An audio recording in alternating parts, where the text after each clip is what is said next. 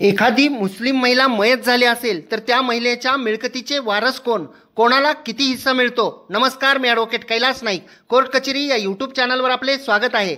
जर एखादी मुस्लिम महिला मयत झालेली असेल व त्या महिलेच्या पाठीमागे त्या महिलेचे पती, मुलगा व मुलगी हे जिवंत असतील तर त्या मिळकतीचे वारसांमध्ये वाटप कसे होते हे आपण आजच्या व्हिडिओमध्ये पाहणार आहोत. उदाहरणार्थ, मुस्लिम महिला मयत झाली व त्या मुस्लिम महिलेस पती, 2 मुले व 2 मुली आहेत. मिळकत ही उदाहरणार्थ 100 रुपयाची आहे. तर हयात असलेल्या पतीला त्यातील 1/4 हिस्सा म्हणजेच 25 रुपये मिळतात. हा चौथा हिस्सा तेव्हा मिळतो जेव्हा मयत मुस्लिम महिलेला मुले व मुली आहेत.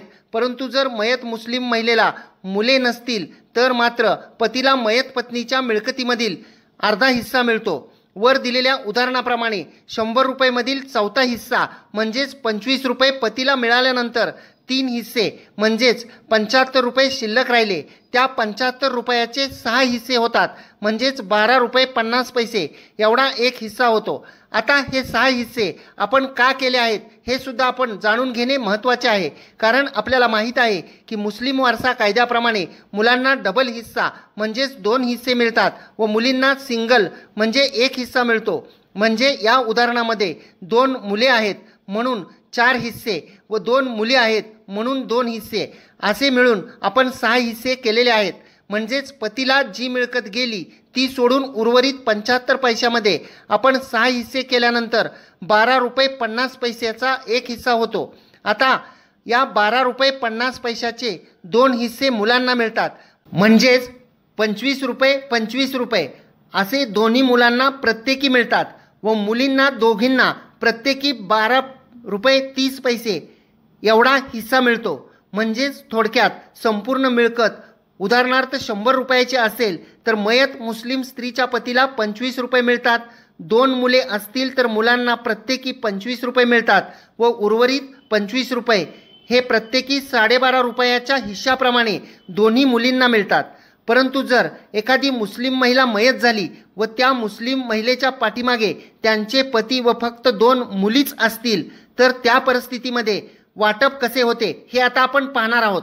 उदाहरणार्थ, वरील प्रमाणेच जर 100 रुपयाची मिळकत असेल तर त्या महिलेच्या पतीला चौथा हिस्सा म्हणजेच 25 रुपये मिळतील व दोन्ही मुलीत मिळून उर्वरित हिश्श्यातील 2/3 हिस्सा मिळतो म्हणजेच 66.66 रुपये एवढा हिस्सा मिळतो.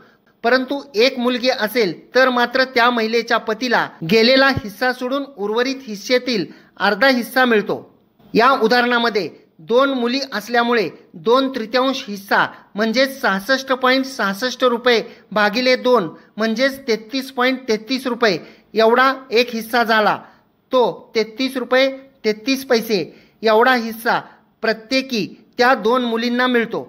आता आपण 100 रुपयाचे उदाहरण घेऊन हे पाहिले की मुस्लिम महिला मयत झाल्यानंतर त्या मुस्लिम महिलेस पती व 2 मुली असतील तर पतीला 25 रुपये गेले, 2 मुलीत मिळून 66.66 गेले म्हणजेच एकूण 91.66 रुपये एवढा हिस्सा वारसा हक्काने पती व मुली यांना वाटप झाले.